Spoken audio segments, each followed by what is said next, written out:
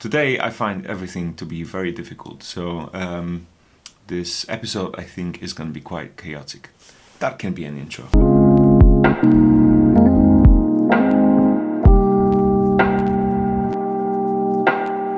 Hi, I am Matthew and this is Coda.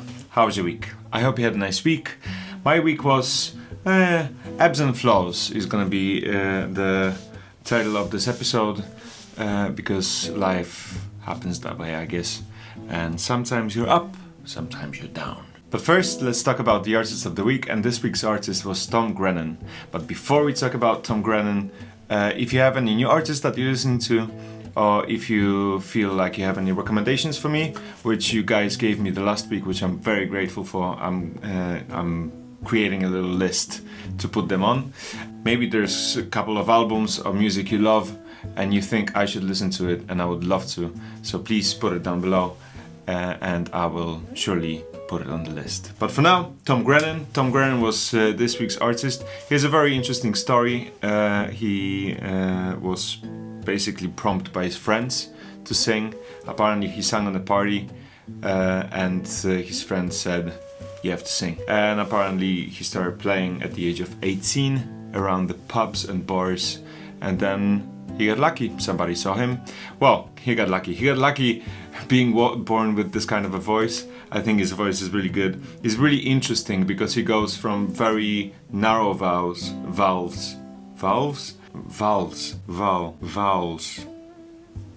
He goes from like very narrow vowels to very wide ones. So he goes from O, which he sings a lot with that U, that very round sound, to a very wide and raspy sound very easily, which is very interesting to listen to. Obviously that music is very singer oriented, so it displays his voice. I would love to see him live. I would love to see how he screams, because that power, he has like this rawness to his voice and this power. I don't think, yet again, I don't have any information on this, but I don't think he was trained ever. Maybe I'm wrong, but it seems like it's all very natural for him, and he just goes for it, and it's great. Thank you again, Preet, for your recommendation. It's definitely something I wouldn't listen to otherwise, so thank you again. I feel like this week has been a bit of a push, not fully a mid-month blues that I've mentioned a couple of episodes before, but definitely this week required a little bit of that push on my side, where I wasn't fully happy to do anything. And every task seemed to be a bit more difficult than usual. So for example, I released Coda one day later than I normally do. I usually release it on Sunday or Monday. I try to, at least.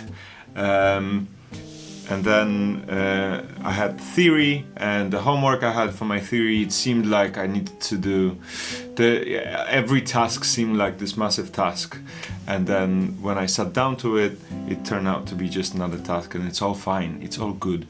But it seemed like this week needed a little push, so I don't have that much to report really.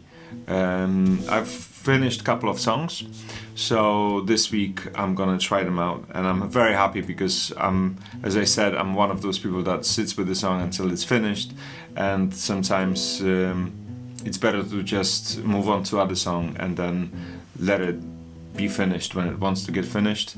But yeah, this week I've been focused on sitting down and writing the songs, just to finish new songs, just to finish those tasks. I always feel like when I have this kind of a mood, the more I do, the better I feel, because if I sit down with it, it feels a bit daunting. I don't know. Tell me if you feel the same. Yeah, so as I said, I'm trying to learn theory with my teacher, Sotiris, who's a great musician, great bassist, and obviously knows so much. Every time I have a lesson with him, my head explodes just a little bit with the amount of knowledge that he tries to pour in there, and I feel like my capacity is not that big. Maybe to understand music a little bit better, maybe to write a little bit better, and just to feel adequate. I think I do it for myself as well. Triton substitutions and diminished substitutions are my hell right now, so I'm trying to understand them, and hopefully soon I will be fluent in language of substitutions. This week's Artist of the Week has been proposed by Norbert, who said we should listen to King Crimson. He said it's a requirement, as you can see in this comment right here. So I'm happy to listen to them this week. And yet again, if you have any recommendations for me, any artist or music you think I should listen to, or you just want me to listen to because it's nice, pop it down below. I'll make a list, and as I said, I will go through them one by one, share with you what I think, but also maybe some of you didn't hear about the artist that other people are looking at and recommending. So we all can learn. And that's it for this week. I wish you a very nice week ahead, and I'll catch you next week in Coda. See you guys.